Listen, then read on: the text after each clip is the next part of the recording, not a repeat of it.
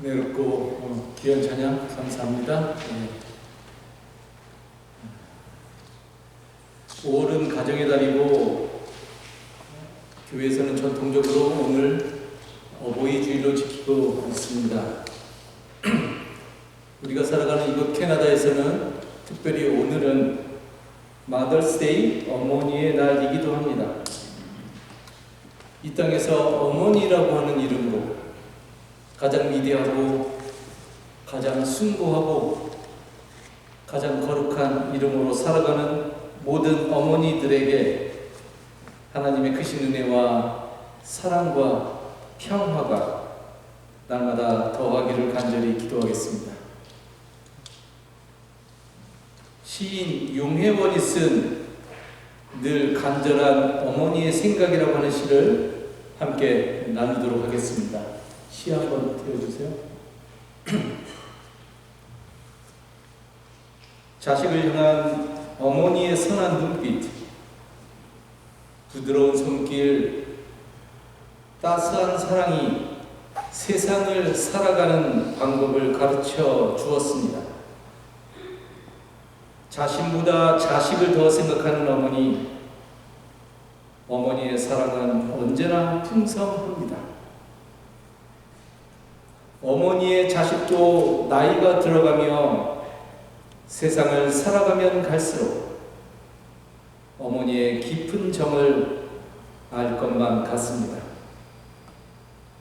늘 뵙는 어머니지만 배고픈 생각이 간절해 전화를 했더니 어머니도 내 생각을 하고 계셨습니다. 그 무엇으로도 다 표현하지 못할 어머니의 사랑, 그 사랑을 갚을 길이 없어 늘 어머니 생각이 더 간절합니다. 오늘은 어머니의 날을 맞아 성경에 나와 있는 한 위대한 여성의 삶과 신앙을 여러분에게 소개하려고 합니다. 그녀의 삶과 그녀가 걸어가는 그 신앙의 길이 오늘을 살아가는 우리들에게 무엇을 던져주는지를 함께 생각해보는 시간이 되었으면 좋겠습니다. 오늘 함께 나눌 이야기의 배경은 다윗이 사울 왕의 위협을 피해서 광야에서 몸을 숨기면서 생활하고 있을 때의 일입니다. 다윗은 왕이 오르기 전에 광야에서 도망자로 생활했는데, 그런데 그 광야에서 다윗이 무엇을 하면서 지냈는지는 정확하게 알 수는 없습니다. 더군다나 그 당시 다윗 주변에는 약 400명에서 600명 정도의 무리가 있었는데 다윗은 그들과 광야에서 함께 생활을 했습니다. 비록 우리가 그들의 삶의 모습을 정확하게는 알 수 없지만, 그러나 오늘 본문 말씀인 사무엘상 25장을 읽어보면 우리는 그들이 광야에서 이렇게 생활을 했겠구나 하는 아주 중요한 힌트를 얻게 됩니다. 우리가 알다시피 광야는 사람이 살기에 아주 위험한 곳입니다. 자연적인 위험도 위험이지만, 그러나 광야는 무엇보다도 범죄가 빈번하게 일어나는 장소입니다. 약탈을 일삼는 강도들이 광야에 종종 출몰하여 지나가는 사람들을 습격하고 방어 능력이 거의 없는 주민들을 약탈하고는 했습니다. 이러한 삶의 현장에서 살고 있었던 다윗은 자신과 함께한 사람들과 더불어서 광야에서 그러한 일이 일어나지 못하도록 이런 일이 일어나는 것을 막아주는 일을 했던 것이었습니다. 즉 선한 사마리아인과 같은 집단으로 다윗과 그 무리들은 광야에서 생활하면서 어려움에 처한 그러한 사람들을 이름도 없이 빛도 없이 도와주었다는 말입니다. 다윗이 도와준 사람들 중에는 특별히 목동들이 많았는데 오늘 이야기는 바로 그들과 관계된 이야기입니다. 나발이라고 하는 목축업을 하는 사람이 있었습니다. 그는 양떼를 한 3,000마리 정도, 그리고 염소떼를 약 1,000마리 정도 지닌 아주 큰 부를 이룬 목축업자였습니다. 그런데 너무나 어처구니 없이 나발이라고 하는 그 사람의 이름은 어리석음이라고 하는 의미를 지닙니다. 그의 이름이 뜻하는 것처럼 그는 아주 고집이 세고 그리고 행실이 포악한 사람이었습니다. 어느 날 나발이 양털을 깎는다는 소식을 광야에서 생활하고 있었던 다윗이 듣게 됩니다. 그 당시에 양털을 깎는다는 것은 농사로 치면 한 해에 수확을 하는 추수에 해당되는 그러한 일이었습니다. 그 일로 인해서 주인은 아주 큰 수입이 생기게 되고요. 그래서 주인은 의례껏 잔치를 베풀면서 자신의 기쁨을 주변의 사람들과 함께 나누고는 했습니다. 그래서 다윗이 자기의 부하들 중에서 10명을 뽑아서 양털을 깎고 있었던 나발에게 보내서 이렇게 말을 전합니다. 어른의 목자들이 우리와 함께 있었는데 우리는 그들을 괴롭힌 일도 없으며 그들이 갈멜에 있는 동안에 약 한 마리도 잃어버린 적이 없었습니다. 잔치를 벌이는 좋은 날에 어른을 찾아왔으니 제가 보낸 젊은이들을 너그럽게 보시고 부디 어른의 종들이나 다름이 없는 저희 부하들과 아들이나 다름이 없는 이 다윗을 생각하셔서 먹을거리를 좀 들려보내 주십시오 라고 다윗이 말합니다. 다윗이 나발에게 뭐라고 이야기하냐면 아들이나 진배 없는 이 다윗을 생각하셔서, 무슨 말인가요? 다윗이 나발을 너무나 잘 알고 있었다는 것이지요. 아들처럼 자기를 생각할 정도로 그 둘의 관계가 돈독했습니다. 다윗은 그의 목자들에게 어떠한 해도 입히지 않았을 뿐만 아니라 나발의 양을 다른 도적으로부터 지켜주어서 단 한 마리도 잃어버린 적이 없었다고 성경이 말합니다. 밤낮 성벽과 같이 그들을 정성스럽게 보살펴 주었던 것이었지요. 그래서 지금 잔치를 벌이고 있는데 그러한 일을 생각해서 다윗은 자신의 식구들에게 먹을 거리를 조금만 달라고 부탁을 한 것이었습니다. 뭐 큰 것도 아니죠. 10명 정도 식구 보내서 지금 우리 식구로 말하면 잡채와 빈대떡 몇 개 달라고 하는 거 아니겠습니까? 그런데 나발이 의미가 뭐라고요? 어리석은 자. 이거는 설교를 좀 감격적인데 나발의 부모는 누구였을까 도대체? 왜 자식을 낳고 자식 이름을 어리석은 자라고 짓는 부모가 세상에 어디 있을까요?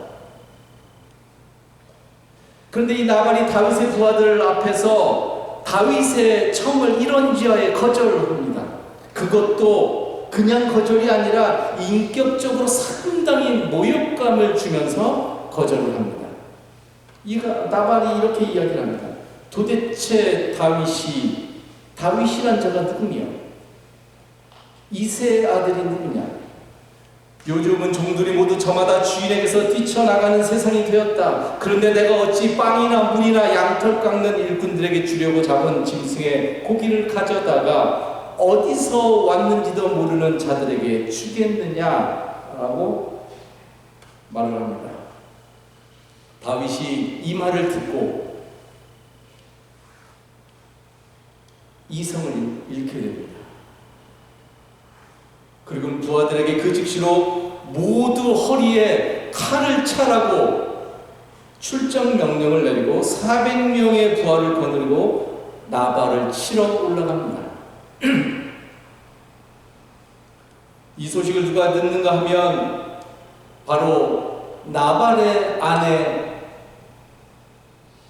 그녀의 이름은 바로 오늘 우리가 살펴보고자 하는 여인인데 나발의 아내인 아비가일이라고 하는 여인이 듣습니다. 아비가일, 성경은 그녀를 가리켜서 지혜롭고 총명하고 그리고 용모도 아름다웠다라고 묘사하고 있습니다. 여러분, 대단히 재밌는 표현이 나왔는데, 조금 전에 우리가 살펴보았듯이 나발의 이름은 어리석은 자라고 하는 뜻이었는데, 반면에 그의 아내인 아비가일은 지혜롭고 총명하고 그리고 아름다운 사람이라고 말하고 있습니다. 즉, 성경은 나발이라고 하는 한 인생이 걸어가는 그 길과 그리고 아비가일이라고 하는 한 여인이 걸어가는 길이 너무나 극명하게 차이가 난다는 것을 이런 식으로 보여주고 있다는 말입니다. 오늘은 나발을 할 이야기 할 시간이 없어요. 그렇다면 오늘 성경은 이 지혜로운 아비가일의 길을 어떻게 나타내고 있을까요? 아비가일의 상황을 보니까 보통의 상황이 아닌 것을 파악하게 됩니다. 그대로 있다가는 집안에 있는 모든 사람과 갇힌 모든 것이 다 죽게 될 지경인 것을 아비가일이 파악합니다. 그래서 아비가일이 이 일을 수습하기 위해서 드디어 전면에 나서게 되지요. 아비가일은 서둘러서 빵 200덩어리와 포도주 2가죽부대와 이미 요리하여 놓은 양 5마리와 볶은 곡식 5세어와 건포도 뭉치 100개와 무화과 뭉치 200개를 나귀 여러 마리에 싣고서 나발을 치러 오고 있는 다윗을 만나러 길을 급히 떠나게 됩니다. 그리고는 다윗이 달려오는 그 길에 먼저 가서 기다리고 있다가 다윗을 보자마자 나귀에서 급히 내려서 다윗 앞에 엎드려서 얼굴을 땅에 대고는 애원하면서 아비가일이 다윗에게 이렇게 이야기를 합니다. 이 모든 죄는 바로 저에게 있습니다. 남편 나발은 어리석은 사람이고 몹쓸 사람이고 그리고 못된 사람입니다. 그의 이름의 의미도 그런데 그가 하는 일도 어리석다라고 이야기를 합니다. 그리고는 이 종의 허물을 용서해 달라고 아비가일이 요청을 합니다. 그러면서 오늘 본문 말씀인 30절, 31절에 결정적으로 중요한 이 신앙의 기도를 아비가일이 다윗 앞에 드리게 됩니다.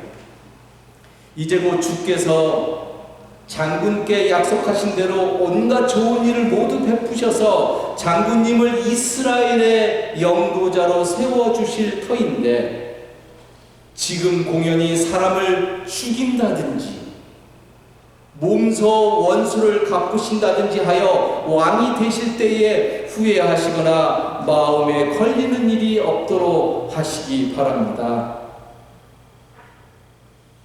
이렇게 기도를 합니다. 아비가일의 이 기도와 같은 깊은 신앙의 간청이 이성을 잃은 다윗의 마음을 누그러뜨립니다. 그리고 결국에 다윗은 죽음으로 향하고 있었던 그의 가던 길을 멈추게 되죠. 그리고는 발걸음을 다시 돌려서 자기의 원래의 자리로 돌아갑니다.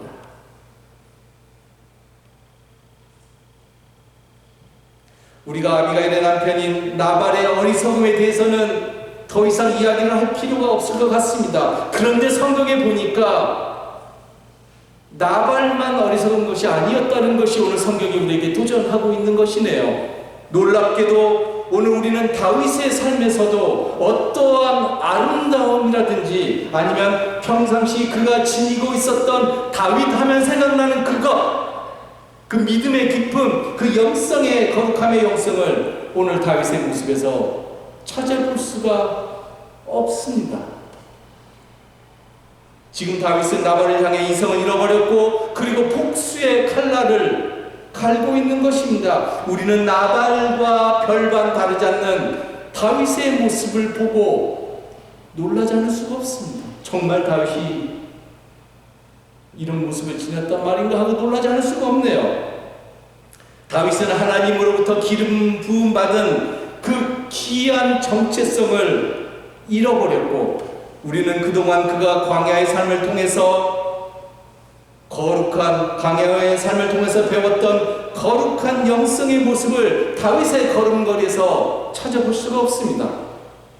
원수였던 사울에게서조차 하나님의 거룩함을 보려고 했던 다윗,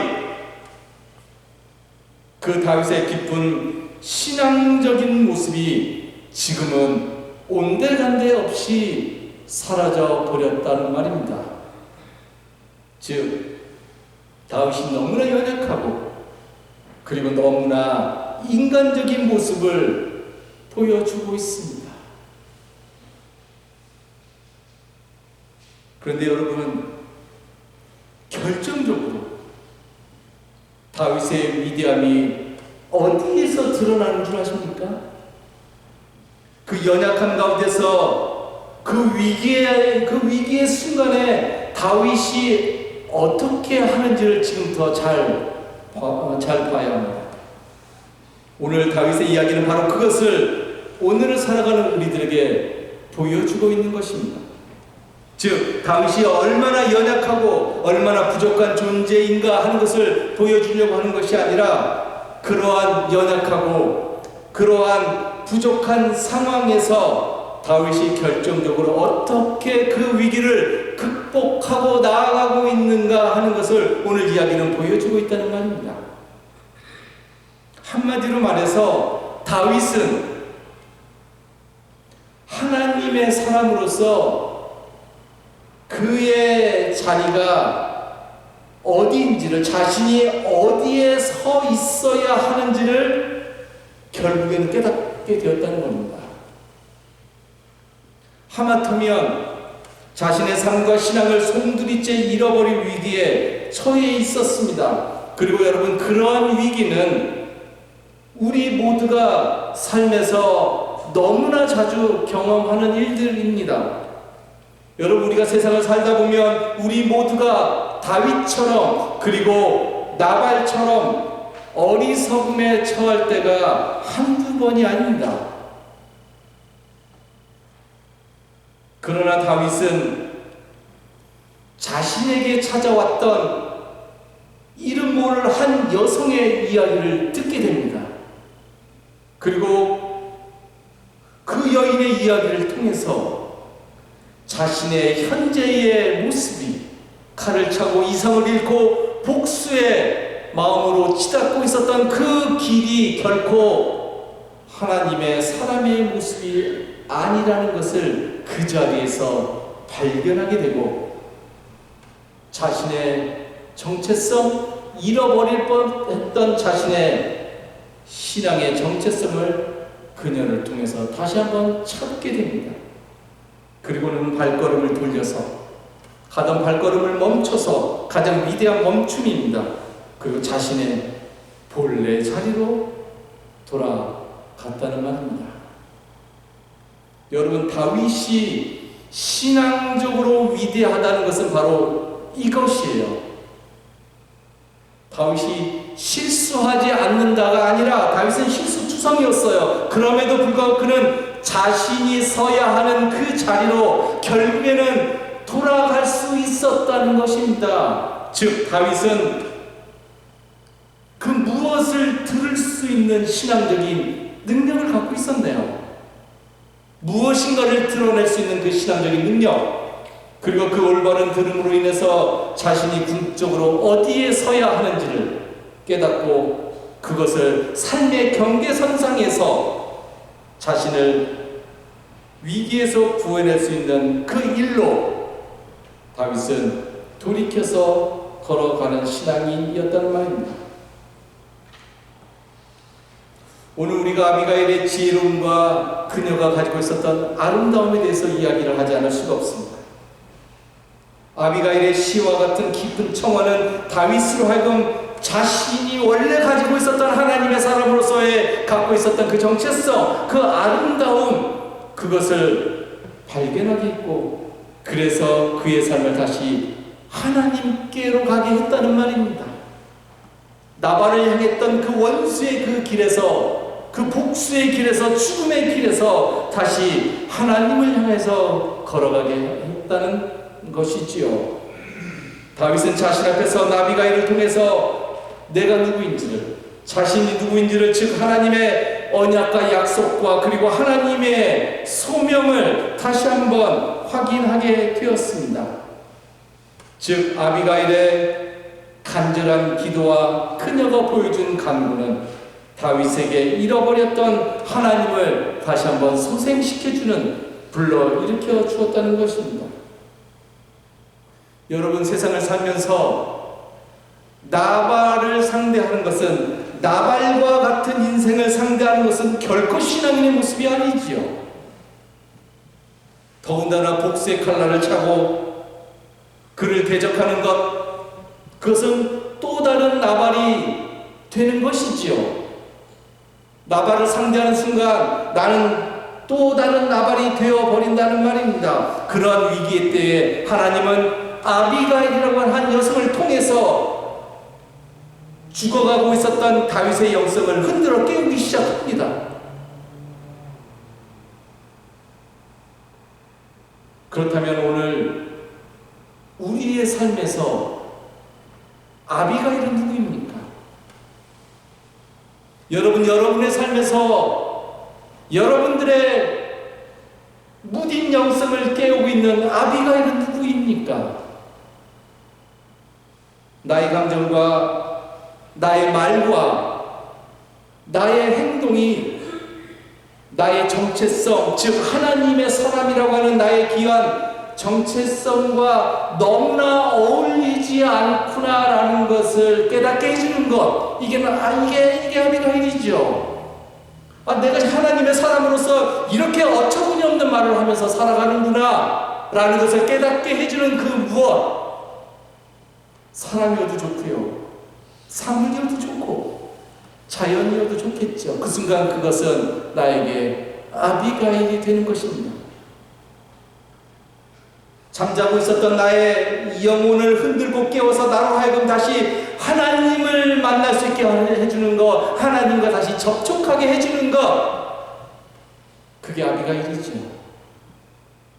하나님의 마음을 깨닫게 해주고 하나님의 아름다움에 대해서 다시, 하나님의 아름다움을 다시 경험하게 해주는 일체의 모든 것이 바로 우리가 삶에서 경험하는 아비가일이라는 말입니다. 지금까지 목회를 하면서 제 자신만을 뒤돌아봤을 때도 저에게도 수많은 아비가일, 여기서는 틀이라고 해야 되겠네요. 복수로 아비가일들이 있었습니다.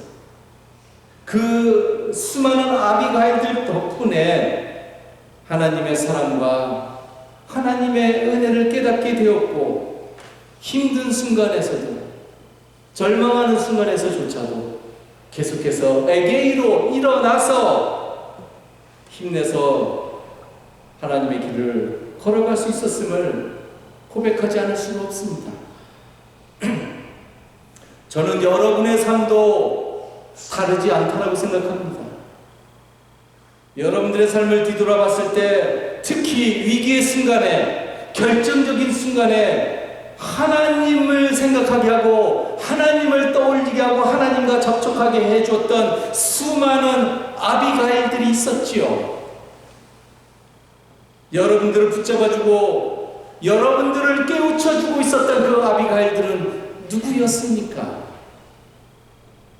바로 그와 같은 아비가일들이 있었기에 지금 이 순간 우리 모두가 하나님의 길에 굳건히 서서 신앙생활을 할 수 있는 것이라고 저는 믿습니다. 그렇다면 중요한 것은, 여러분, 정말로 중요한 것은 삶에서 결정적인 순간에 다윗처럼 아비가일을 알아볼 수 있는 신앙적인 어떤 spiritual insight, 영적인 어떤 직관 능력들이 있어야 한다는 것입니다. 일상의 삶에서 우리가 영성적으로 깊어져라. 여러분, 제가 이거 그냥 무슨 후렴구처럼 하는 얘기가 아니거든요. 무슨 액세서리 하나 가져라고 제가 여러분들에게 하는 소리가 아니라, 일상의 삶에서 우리가 영성적으로 진짜 깊어지도록 열심히 훈련해야 되는 이유가 바로 여기 있다는 말입니다. 나에게 오는 하나님이 보내주시는 그 일체의 아비가일을 알아보고 그들이 우리에게 전하는 그 하나님의 진정한 메시지에 대해서 내가 무감각해지지 않기 위해서인 것이지요. 만약에 다윗이 그날 아비가일의 길을 알아볼 수 있는 신앙적인 그런 영적인 파워가 그에게 없었다고 한다면, 그래서 그 자리에서 아비가일을 죽여버리고 그래서 나발의 온 집안을 쑥대밭처럼 다 죽여버렸다고 한다면 다윗의 역사는 말할 수 없는 비참함의 길로 나아갔을 것이 너무나 자명하지요. 그렇기 때문에 우리의 삶에서 시시때때로 하나님 보내주시는 아비가일을 알아보고 하나님에 대한 아름다움과 경건한 영성을 회복하는 것은 너무나 중요하죠. 이것의 중요성을 아무리 강조해도 지나치지 않을 것이죠. 여러분, 하나님이 여러분에게 보내주시는 아비가일을 볼 수 있어야 됩니다. 그래서 우리들의 영성이 날마다 깨어 있어야 합니다. 그러나 우리가 신앙적으로 깨어서 삶에서 아비가일을 경험하고 아비가일을 알아보고 그래서 우리의 신앙을 회복하는 것 너무나 중요하다고 아무리 강조해도 지나치지 않다고 제가 계속해서 중요한 일이라고 말하지만, 그러나 거기에서 그치면 뭔가 아쉬움이 남습니다.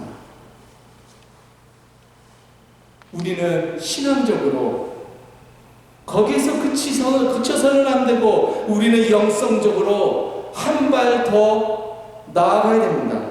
즉 우리의 존재와 우리의 삶과 우리의 신앙이 다른 사람의 삶에서 그 누군가에게 내가 반드시 그 사람을 알 필요는 없어요. 마치 다윗이 아비가일을 몰랐던 것처럼. 그러나 오늘날 내가 살아가는 삶의 방식과 내가 하나님을 향해서 갖고 있는 깊은 신앙의 영성과 그 모든 것들이 다른 사람의 삶에서 아비가일이 되는 것, 이것은 너무나 소중한 일이 아닐 수가 없습니다. 오늘 설교의 제목처럼 우리도 삶에서 그 누군가에게 아비가일과 같은 존재가 되어서 살아가는 것입니다. 이것이야말로 하나님이 우리에게 궁극적으로 바라고 하나님이 우리에게 궁극적으로 소망하는 일이라고 저는 믿습니다.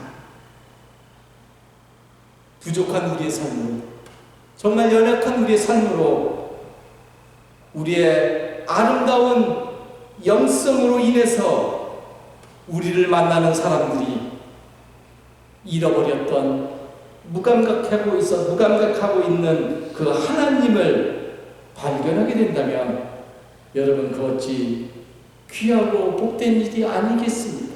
그 누군가가 나로 인해서 하나님과 접촉할 수 있다면 말이지요. 우리 모두가 그 누군가의 삶에 하나님을 떠올리게 하는 아비가일과 같은 존재로 이 땅에서 살아가게 되기를 다시 한번 간절히 기도하고 바라고 축원하겠습니다. 기도합시다.